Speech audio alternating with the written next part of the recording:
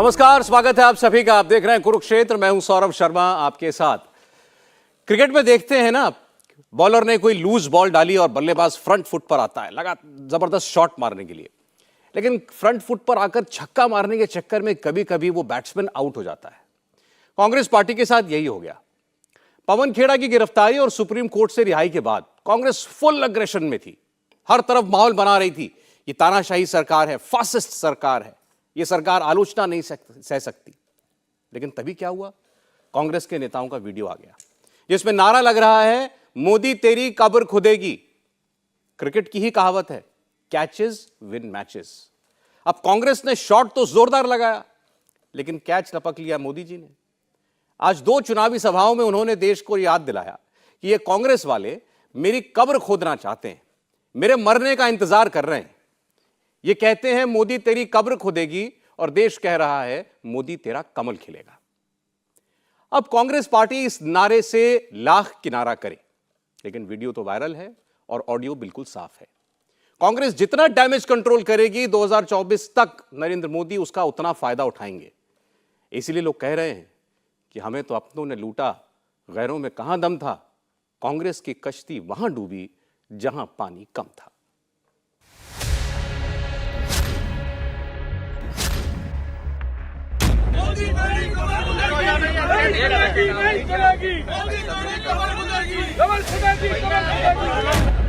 कांग्रेस को यह गलती बहुत भारी पड़ सकती है। ये 4 शब्द 2024 के चुनाव में कांग्रेस की हार का कारण भी बन सकते हैं। कांग्रेस कई दफा मोदी के लिए ऐसे शब्दों का इस्तेमाल करती रही है और इसका नुकसान भी कांग्रेस ने झेला है। इस बार भी कांग्रेस को इन 4 शब्दों का इस मोदी विरोध का बड़ा नुकसान हो सकता है।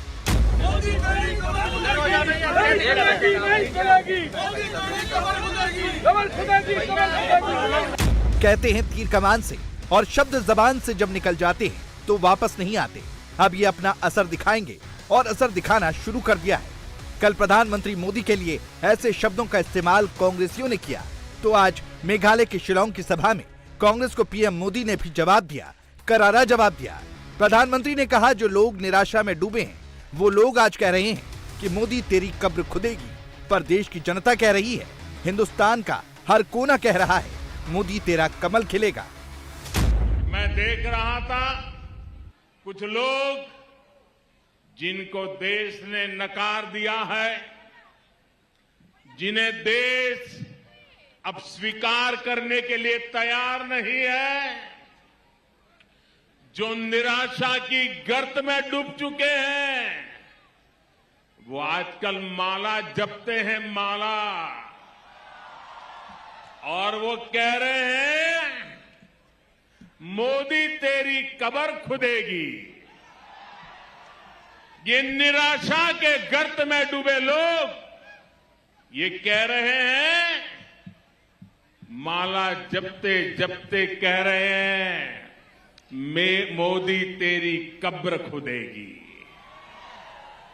लेकिन देश कह रहा है, हिंदुस्तान के आवाज कह रही है, हिंदुस्तान का हर कोना कह रहा है, मोदी तेरा कमल खिलेगा, मोदी तेरा कमल खिलेगा। देश की जनता इस प्रकार की विकृत सोच वाले, विकृत भाषा बोलने वाले लोगों को करारा जवाब देगी, मेघालय और नागालैंड में भी देने वाली। ऐसा देखा गया है कि हर नई गाली के बाद मोदी की सीटें बढ़ रही हैं और विपक्षियों की सीटें घट रही हैं। 2019-2022 के चुनाव में भी प्रधानमंत्री के लिए विरोधियों ने कई बार अपशब्दों का इस्तेमाल किया और विपक्षियों की सीटें घटी।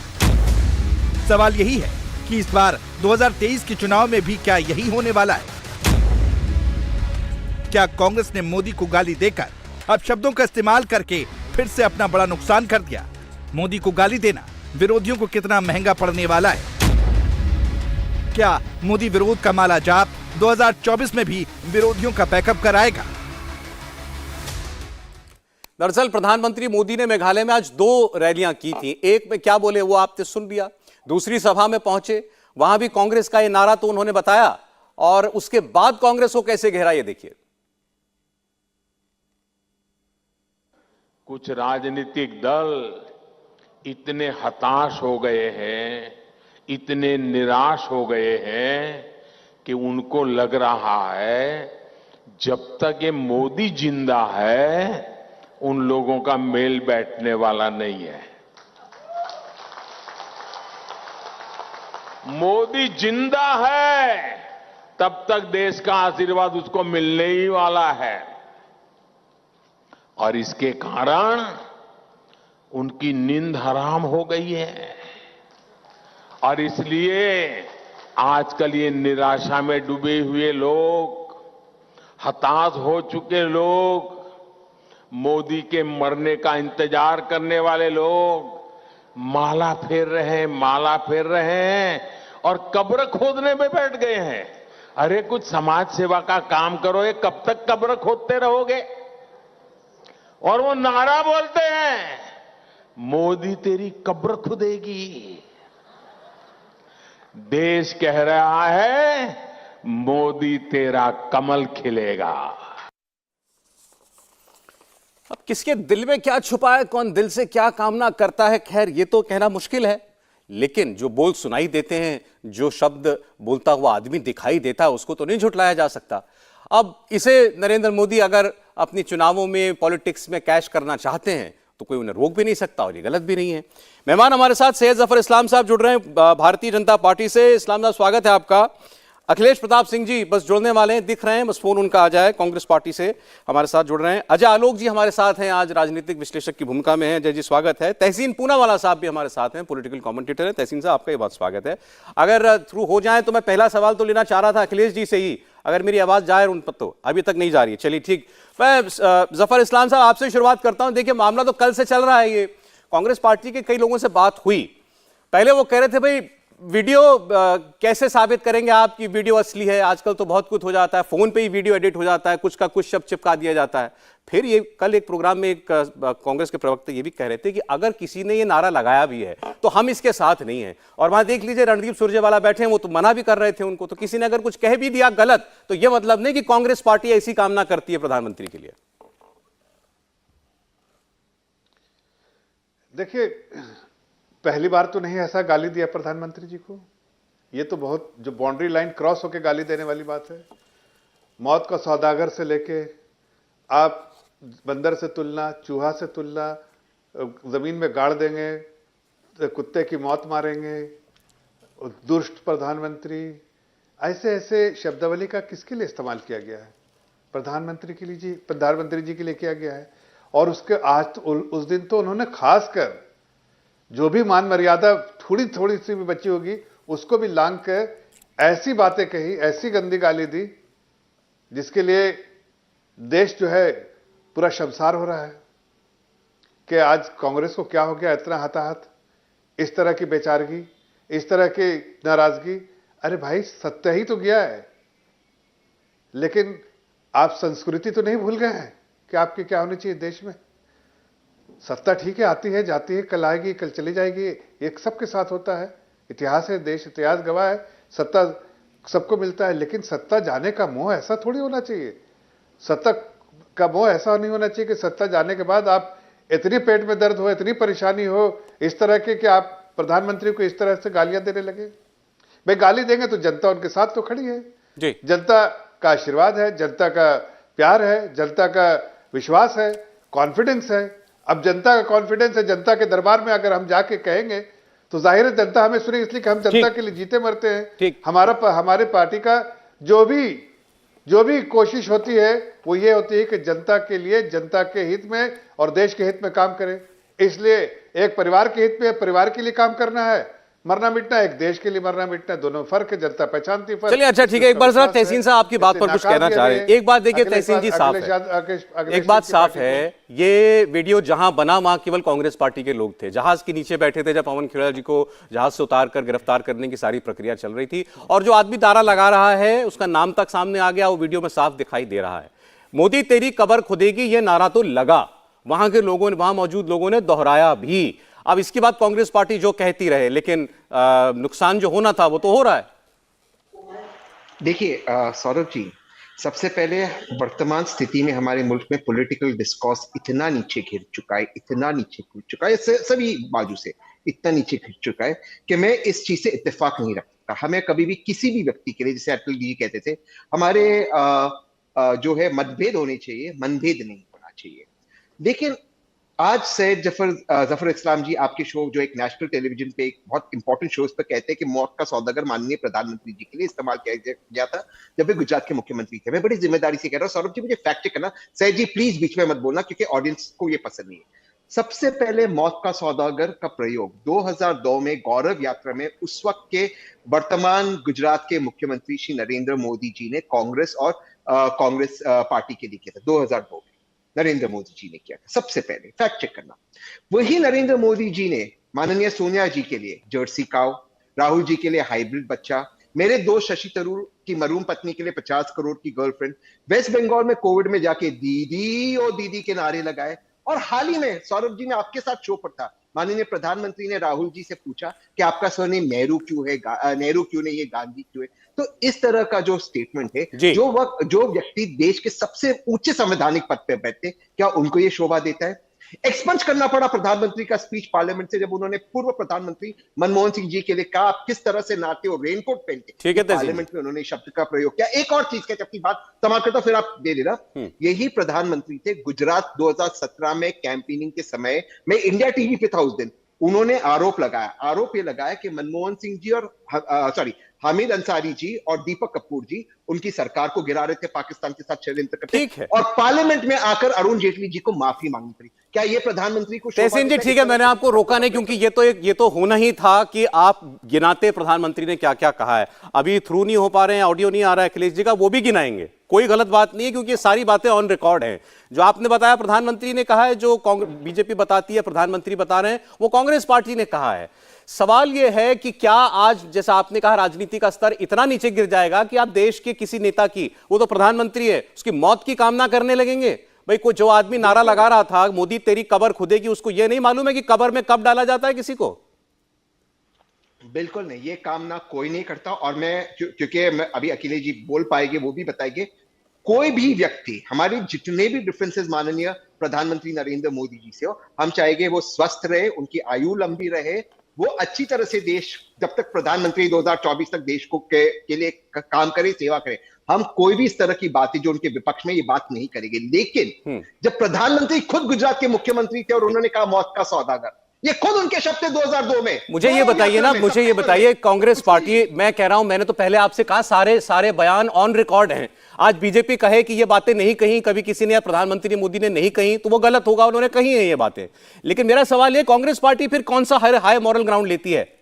कांग्रेस पार्टी का नेता ये बात अगर कहता है कि मोदी तेरी कब्र खुदेगी, उसके बाद कांग्रेस पार्टी ने कब उसके खिलाफ कुछ बोला, उस आदमी को सामने लाकर के उससे कुछ बुलवाया? अरे पवन खेड़ा ने जो बात बोली थी, कम से कम सुप्रीम कोर्ट में वकील के जरिए ये तो कह दिया कि मैं अनकंडीशनल अपॉलॉजी टेंडर करता हूं। इस व्यक्ति ने, जिसने प्रधानमंत्री की कब्र खोदने की बात कह दी, इसने तो नहीं किया। यही फर्क है कांग्रेस में भाजपा ने। पवन खेड़ा ने माफी मांगी, उसने कहा, उसने हालांकि मजाक किया, जो उस पर एक्शन हुआ मैं उससे इत्तेफाक नहीं रखता हूं, बहुत गलत एक्शन हुआ, इलीगल एक्शन हुआ, लेकिन उसने माफी मांगी। कांग्रेस में कम से कम शर्म तो है। भाजपा जो अपना स्तर लगातार गिराती है, कभी भी माफी नहीं मांगती किसी चीज के लिए नहीं। अरे चलिए अखिलेश जी फाइनली हमारे साथ जुड़ गए हैं। अखिलेश जी स्वागत है आपका। चर्चा निकल गई। मैं जफर साहब एक बार सुन लें, एक बार उनको भी सुन लीजिएगा, फिर एक साथ जवाब दे दीजिएगा, एक साथ जवाब दे दीजिएगा। काफी देर से मैं पहला रिएक्शन उनसे लेना चाह रहा था, वो किसी वजह से बात नहीं हो पा रही थी। अखिलेश जी, प्रधानमंत्री अब चुनाव की सभाओं में ये बता रहे हैं कि कांग्रेस पार्टी मेरी मृत्यु की कामना करती है, क्योंकि ये जानते हैं कि मोदी जब तक जिंदा है, आशीर्वाद जनता का इन्हीं को मिलेगा, वोट मुझे ही को मिलेगा।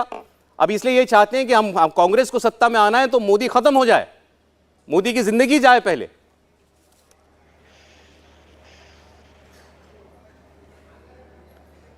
सौरभ जी देखिए, इज्जत सबकी है और किसी के भी अभिष्ट की कामना नहीं करनी चाहिए। कोई भी करता है उसके हम साथ नहीं हैं, लेकिन कोई भी जो अननोन है, वो लोग अगर कुछ बोल दें और उसे कांग्रेस पार्टी का, वो भी हमारा प्रधानमंत्री, उसको घोषित कर दे। बीजेपी के लोग, या हम ये कहेंगे कि चाहे हमारे प्रधानमंत्री हो या मुख्यमंत्री हो या नेता प्रतिपक्ष हो या विपक्ष के जितने भी नेता हैं, सबकी इज्जत है। सिर्फ ये नहीं कि इज्जत किसी एक की ही है जी। और ये सोच, ये विचार सबको रखना चाहिए, आपको भी, कि सबकी इज्जत है। बीजेपी के तमाम बड़े नेता, आपके चैनल पर जितने प्रवक्ता आते हैं, जी, रोज राहुल गांधी जी के लिए आप शब्द कहते हैं, रोज कहते हैं, लेकिन कभी राहुल गांधी जी ने, जो आपके पार्टी के ऑफिशियल प्रवक्ता हैं, वो अब शब्द कहते हैं। सोनिया जी, राहुल जी, नेहरू जी, गांधी जी, बीजेपी के तमाम बड़े नेता ऑन रिकॉर्ड, नेहरू जी, पटेल जी, हमारे जो इतना फ्रीडम फाइटर थे उसके लिए किस किस तरह की बातें करते हैं, क्या क्या करते हैं और एक्शन में भी करके दिखाते हैं। बीजेपी समर्थित है, बीजेपी के तमाम नेता रोजाना कैमरे पे उत्तेजक, हिंसक, तमाम तरह के बयानबाजियां करते रहते हैं। लेकिन अगर किसी सत्ता में बैठे, शीर्ष पे बैठे व्यक्ति के पास, जिसके पास उपलब्धि नहीं होती है जी, वो इन सब चीज़ों का सहारा लेता है।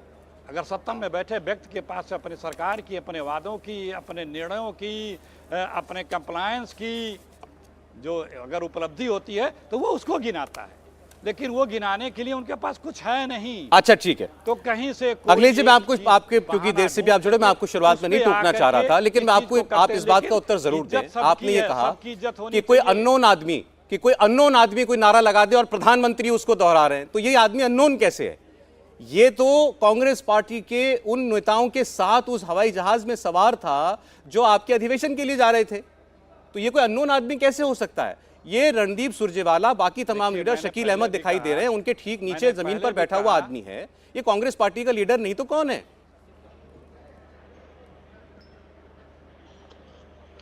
मैंने पहले भी कहा कि कांग्रेस पार्टी या हम आप कोई भी किसी की अभीष्ट की कामना हम लोग कभी नहीं करते। हमारे प्रधानमंत्री जी दीर्घजीवी हों, हम उनकी कामना करते हैं, लेकिन बात यह है कि इज्जत सबकी है। जब रोजाना हमारे नेताओं पे गालियां दी जाती है तो कभी आपने बहस नहीं की, न पूछा कि ए भाजपा के फला नेता, अभी संसद में हमारे प्रधानमंत्री जी ने जो बोला था उससे आप सहमत हैं क्या? सहमत हैं नेहरू जी और को उनके टैटिर को लेकर, पहले आप ये बता दें, आप सहमत हैं क्या? सहमत हैं? आपके और कांग्रेस, आपके और बीजेपी के बीच जो जुबानी जंग हो रही है वो आज से तो शुरू हुई नहीं। मैं आपको ये बता सकता हूं कि आज ये मामला क्यों उठ रहा है, जब देश का प्रधानमंत्री, आप ये कह रहे हैं, प्लीज देखिए, हाँ बोलिए, बच के भागिए मत। आपने कहा उनके बीच में एक था लड़का जो बोल रहा है, हाँ, तो वो कैसे अननोन हुआ? हाँ, वो हमारा कोई नाम बता रहा हूं, बड़ा नेता या प्रवक्ता या कोई पदाधिकारी नहीं, पता न कौन था, क्या बोला क्या नहीं बोला मुझे नहीं पता। संजय परमार नाम है उनका, पूछ रहे हैं, संजय परमार नाम है, नाम बता रहा हूं आपको। बतौर एक संजीदा पत्रकार ये कह सकते हैं कि जो सदन में, प्लीज बात तो सुन लें, सदन में जो कहा गया था उससे आप सहमत हैं कि असहमत हैं? किस चीज से आप एग्जैक्टली बताइए ना, एग्जैक्टली बताइए, क्या पूछ रहे, मैं जवाब दूंगा। क्या राय है? नहीं, मैं जवाब दूंगा आपको। जो माननीय प्रधानमंत्री जी नेहरू जी के सरनेम न लगाने के लिए जो सदन में बोला था, उस पूरी शब्दावली से आप सहमत हैं? नहीं, मैं सहमत नहीं हूं, वो बात ठीक नहीं थी, मैं नहीं हूं सहमत। ठीक है, अब ठीक है, चलिए, अब मैंने आपको नाम बताया इस आदमी का, संजय परमार नाम है। कम से कम आप में इतना गट्स तो है, आप में इतना गट्स तो है कि हमारे प्रधानमंत्री जी के शब्दों से आप असहमत हैं? मैं असहमत हूं, क्यों नहीं हो सकता? कोई भी हो सकता है, प्रधानमंत्री है, भगवान नहीं है कोई भी। ऐसी कांग्रेस पार्टी का कोई नेता जो है वो कोई खलीफा नहीं है।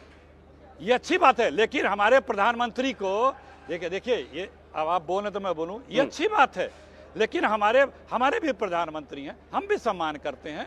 नेता जो होता है ना देश का, जो शीर्ष पे बैठा होता है, वो देश का अगुवा होता है, वो आइडियल होता है, उसकी उस पर सबकी नजर होती है। अखिलेश जी ठीक है, आपने मेरा इम्तिहान ले लिया, हो सकता है आपके नजरों में मैं पास हो गया हूं आज। अब जरा मेरी बात का जवाब दीजिए, अब जरा प्लीज देखिए, ये विषय आज आपको बुला करके आपके सामने इसलिए उठाया जा रहा है, ये तो कल का डायलॉग है आपके नेता का, कम से कम मैंने तो इस पर बहस नहीं की थी, लेकिन आज प्रधानमंत्री जब ये कह रहे हैं कि ये कांग्रेस पार्टी मेरी मृत्यु की कामना करने लगी है, प्रधानमंत्री ये कह रहे हैं और नारा लग रहा है, तब मैं आपसे पूछ रहा हूं।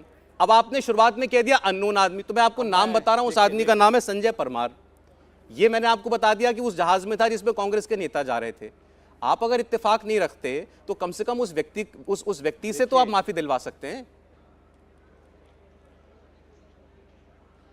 देखिए, हम पहले कहे कि हम किसी के अभीष्ट की कामना नहीं करते। जिसने भी कहा उससे हम असहमत हैं।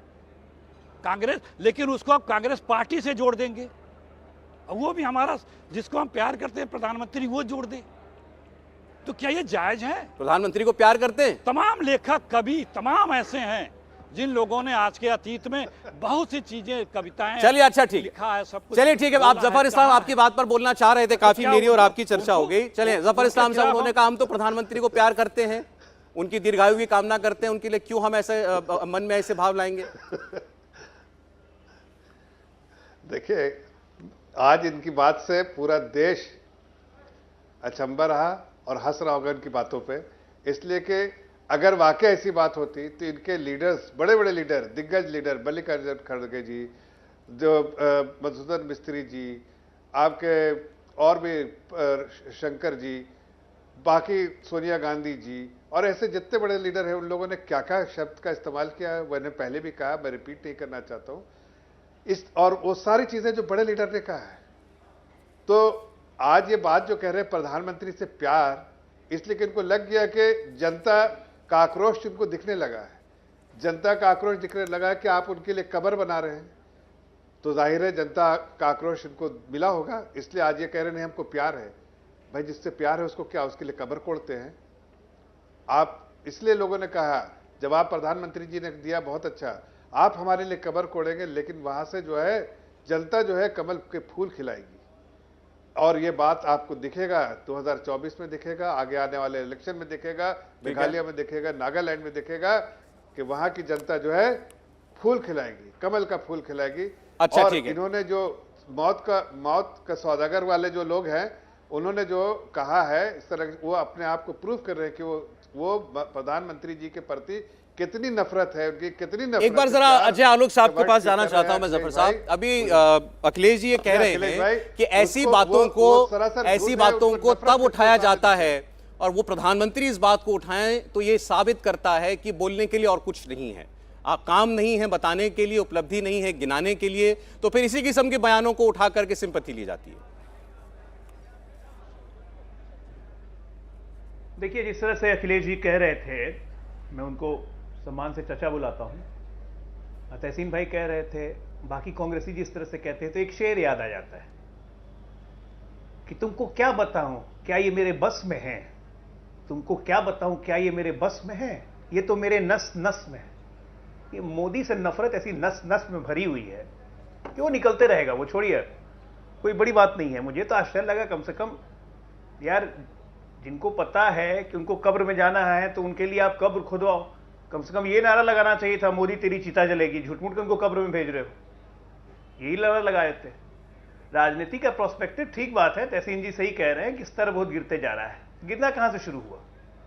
गिरता तब है जब आप नाम ले के वार करते हैं कि मोदी तेरे हम टुकड़े कर देंगे, मोदी नीच आदमी है, मोदी ये है, मोदी वो है, नाम ले लेके। प्रधानमंत्री के बारे में कहा भी तहसीन भाई ने, क्या क्या नहीं बोला, विदेशी बछड़ा बोला, सोनिया जी को जर्सी काय बोला, और भी पता नहीं क्या। प्रधानमंत्री जी ने आज तक कभी नाम लिया है किसी का? कैसे मान लिया आपने कि वो आपके सोनिया गांधी या राहुल गांधी के लिए बोला? सुनिए प्रधानमंत्री का बयान जरा, उसका तहसीन जी जवाब देंगे। कांग्रेस की कौन सी विधवा थी जिसके खाते में रुपया जाता था? कौन सी विधवा थी जिसके खाते में रुपया जाता था? ये कांग्रेस की कौन सी विधवा थी जिसके खाते में रुपया जाता था? कहां है सोनिया गांधी का नाम? कैसे कांग्रेसियों ने समझ लिया कि ये सोनिया गांधी है? मैं जवाब, अगर ये सोनिया गांधी है तो कौन से पैसे खाते में जाते थे? जरा जवाब इसका भी दीजिए। ठीक है, ठीक आज तक एक भी बयान में विदेशी बछड़े में भी राहुल गांधी का नाम नहीं लिया। प्रधानमंत्री संबोधित कभी भी करते हैं तो इतना महान नहीं बताते हैं कि नाम लेने की आवश्यकता पड़े। आप लोग तो नाम ले लेके कोसते हो भाई, इसलिए अपना प्रोस्पेक्टिव खराब करते हो। आप कहना चाहते हैं प्रधानमंत्री स्मार्ट पॉलिटिशियन है, वो नाम नहीं लेते हैं, ये नाम लेके बोल देते हैं। स्वागत है, आप देख रहे हैं कुरुक्षेत्र। कल कांग्रेस पार्टी के नेता जब प्रोटेस्ट कर रहे थे पवन खेड़ा की गिरफ्तारी का, तभी एक नारा जो है, एक स्लोगन गूंजा, मोदी तेरी कब्र खुदेगी। उस बात को आज प्रधानमंत्री ने ये कह करके उसका प्रचार किया कि कांग्रेस मेरी अब मृत्यु की कामना तक करने लगी। इसी पर आज हम बहस कर रहे हैं। जवाब आया, आपने देखा। अजय आलोक साहब ने ब्रेक से पहले कहा कि प्रधानमंत्री पर जितने भी आरोप लगते हैं, कभी कोई ये साबित करे कि उन्होंने नाम लेकर किसी को कहा हो। कांग्रेस पार्टी कहती है जर्सी गाय कहा जाता था, बछड़ा कहा जाता था, 50 करोड़ की गर्लफ्रेंड कहा जाता था। प्रधानमंत्री के मंच से ये बातें बोली गई, उन्होंने कही कभी, लेकिन किसके लिए कही, ये कोई कैसे साबित करेगा? फिर उन्होंने एक ऑडियो भी आपको सुनाया, सुनाइए आलोक जी, अजय जी। नहीं, ऑडियो बहुत क्लियर है। मेरा कहने का मतलब नहीं, अभी जो ब्रेक के बाद आ रहे हैं ना, तो जो व्यूअर जुड़ रहा होगा वो सुन लेगा, कॉन्टेक्स्ट बिल्कुल क्लियर रहेगा, फिर मैं जवाब ले लूंगा इनसे। नहीं, सुनिए, मैं सुना रहा हूं ऑडियो। जी। चोर की दाढ़ी में तिनका अगर हो तो उसका कोई उपाय कोई नहीं कर सकता है ना। लेकिन ये लोग प्रधानमंत्री पे जब भी जवाब देते हैं तो सीधे सीधी आरोप लगा के ही कि भाई मोदी तेरे टुकड़े होंगे, मोदी तेरा होगा। सुनिए। कौन सी विधवा थी?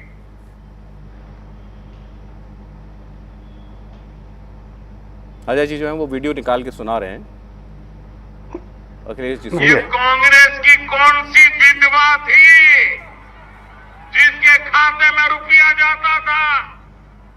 फिर से सुनिए। ये कांग्रेस की कौन सी विधवा थी जिसके खाते में रुपया जाता? ठीक है, जिसके खाते में रुपया अब आप जाता था। पहले ये अजय आलोक जी ही कांग्रेस की बताएं विधवा कि थी। इस कहां जो सोनिया गांधी जो आ गई? आपने सुनाया, ये किसके लिए कह रहे हैं प्रधानमंत्री?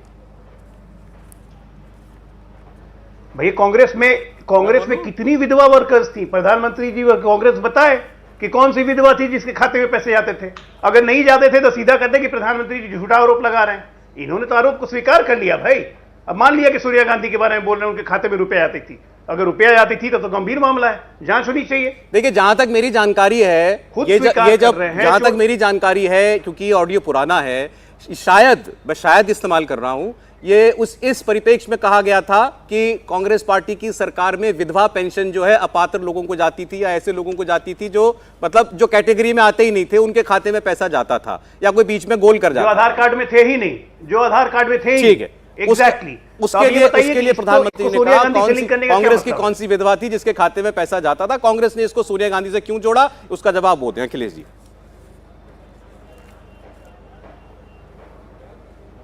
देखिए, पहले मैं आलोक जी को कहूँगा कि वो भाषा का जो शास्त्र है, जो व्याकरण है, पहले उसका अध्ययन कर लें। शब्दों के भावार्थ सारा संदर्भ से निष्कर्ष निकाले जाते हैं। आलोक जी अभी स्टूडियो में बैठे हैं और अभी इशारा करके कहें कि मुझे पानी दो, तो कोई एक बाल्टी पानी ला के उन्हें नहाने के लिए नहीं देगा, पीने का पानी ला के देगा, लेकिन उन्होंने मांगा सिर्फ पानी है।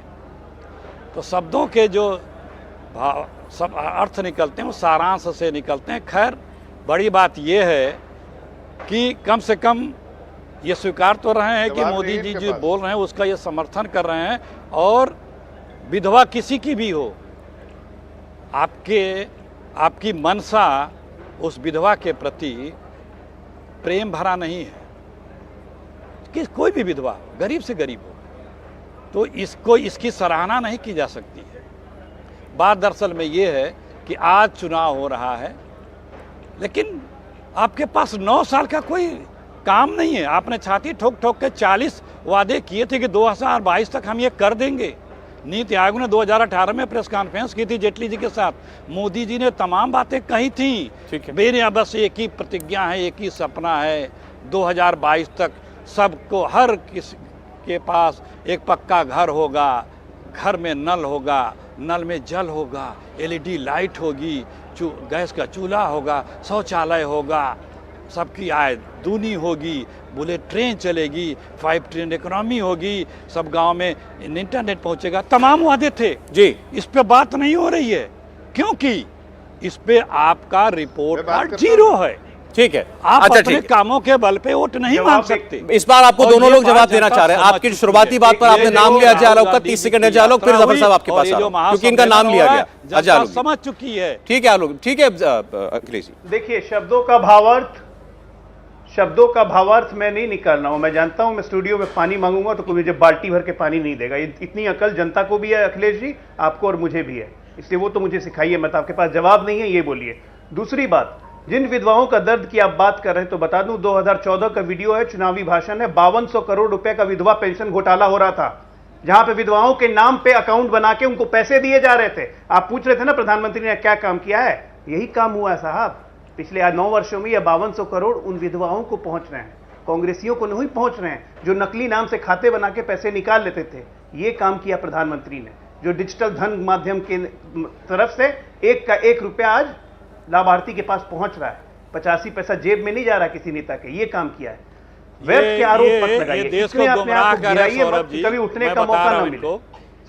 सौरभ जी, अच्छा ठीक है अखिलेश जी और अच्छा आलोक साहब, अखिलेश जी मैं थोड़ा सा जो है विषय पर दोबारा वापस लौट रहा हूँ। बयानबाजियों को लेकर आज हम बात कर रहे हैं ना, ठीक है, वो 2014 का ऑडियो उन्होंने सुनाया, आपने जवाब दे दिया। सुनिए सौरभ जी, नहीं का मैं जवाब दे रहा हूँ। सौरभ जी, अखिलेश जी आगे बढ़ते हैं इससे। मेरा सवाल ये है कि बयानबाजियां दोनों तरफ से होती हैं, कोई इसमें कोई दो राय नहीं। आप उनको तो तमाम अवसर दे रहे हैं झूठ फैलाने का। अरे उनको झूठ फैलाने का तमाम अवसर। अच्छा बोलिए, आप बोलिए। हम उनकी सच्चाई खोलने अच्छा बोलिए, आगे बढ़िए। बोलिए आगे, कभी तो बढ़ना ही पड़ेगा ना, नहीं तो आपके बीच में टिंग टॉन्ग चलता रहेगा। किसके लिए कहे थे और किसके लिए ये कहे थे, किसकी दवा हो रही थी, किस परिप्रेक्ष्य में किसके लिए कहे थे, बताने की आवश्यकता नहीं। और उस बातों का समर्थन करके ये खुद दिखा रहे हैं कि इनका चाल चरित्र चेहरा क्या है। ठीक है, मैं सैकड़ों गिना सकता हूं, लेकिन मैं उसमें नहीं जाता हूं। रोजाना इनके प्रवक्ता लोग आपके चैनल पे रोजाना आप शब्द कहते हैं हमारे नेताओं जो मैं पूछ रहा हूं सवाल,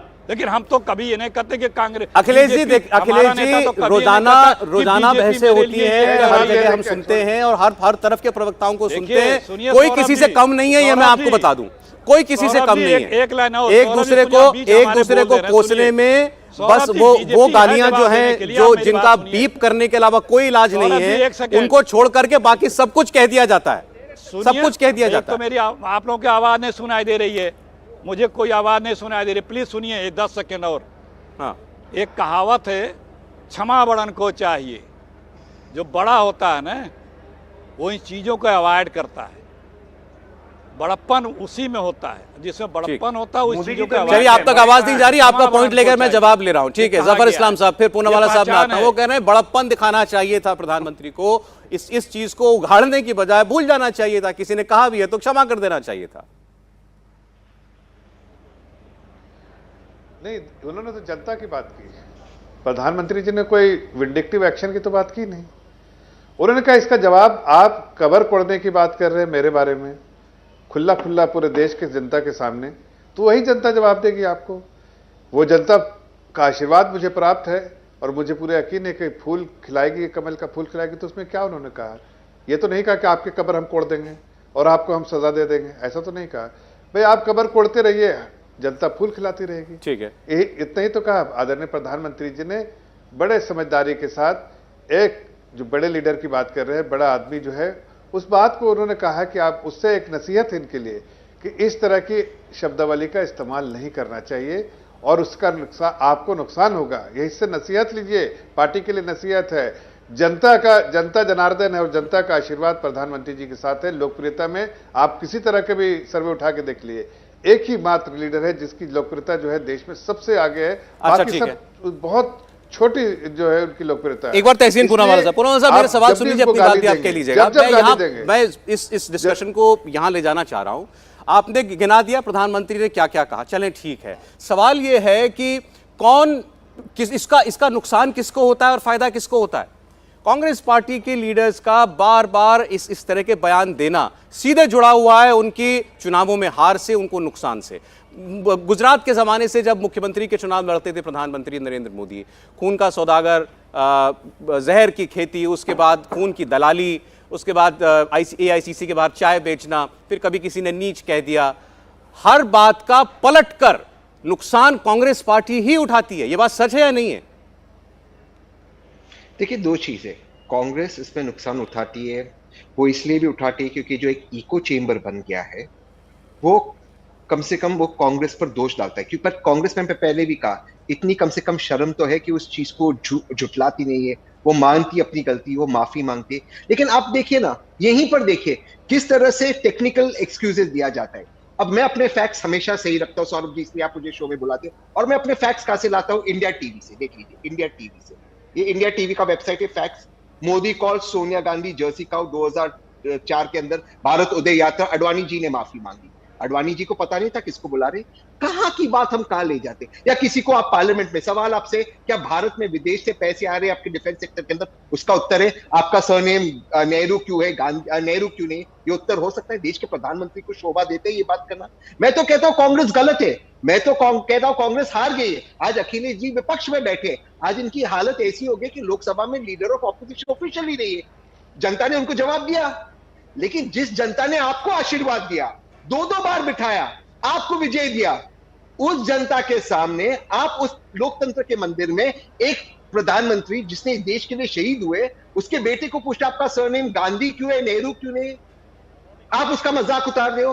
उसकी पत्नी को आप कहते हो आप कांग्रेस की विधवा, वो देश के लिए शहीद हुए, उसकी सास इस देश के लिए शहीद हुए। आप नेहरू जी के बारे में झूठ बोलते हो कि भगत सिंह से मिलने नहीं गए थे जेल के अंदर, प्रधानमंत्री होते हुए। क्या ये शोभा देता है? और एकमात्र मुख्यमंत्री, महिला मुख्यमंत्री वेस्ट बंगाल की, मैं उनसे इत्तेफाक नहीं रखता हूं, मैं उनके खिलाफ हूं पॉलिटिकली। आप वहां जाकर दीदी किसके लिए बोले थे? आपके लिए बोले थे सौरभ जी, अखिलेश जी के लिए बोले थे। और एक चीज कहते, मैं दोबारा से बात कहता हूं, मौत का सौदागर 2002 में सबसे पहले माननीय नरेंद्र मोदी जी ने इन शब्दों का प्रयोग कांग्रेस और कांग्रेस के नेतृत्व पे किया था गौरव यात्रा में। 2007 में कांग्रेस ने इसका प्रयोग किया। अगर मौत का सौदागर खराब है, और मैं मानता हूं खराब है, तो वो उसके लिए माफी क्यों नहीं मांगते नरेंद्र मोदी जी? आप बताइए मुझे। चलिए जवाब दीजिए अजय आलोक जी। देखिए, सबसे पहली बात कि सवाल जिस अंदाज में पूछा जाएगा ना, जवाब वैसा ही मिलेगा, तो तैयार रहिए जवाब के लिए। लोकसभा और राज्यसभा में किस तरह से बिलो द बेल्ट और बिलो द स्टैंडर्ड हिटिंग करते हुए, अडानी करते हुए राहुल गांधी अपनी बात कर रहे थे और कांग्रेसी चिल्ला रहे थे अडानी मोदी भाई भाई, और आपको उम्मीद करते हैं कि आपको बहुत अच्छे से जवाब मिलेगा। बहुत अच्छे से जवाब दिया उसके हिसाब से, दूसरे तरीके से जवाब नहीं दिया। दूसरी बात, ये बोलने वाला प्रधानमंत्री है, मौनी बाबा की तरह प्रधानमंत्री नहीं है। जिस भाषा में सवाल पूछेंगे उसी भाषा में जवाब मिलेगा। दूसरी बात, आप नेहरू और गांधी कह रहे हैं, उन्होंने क्या बोला था?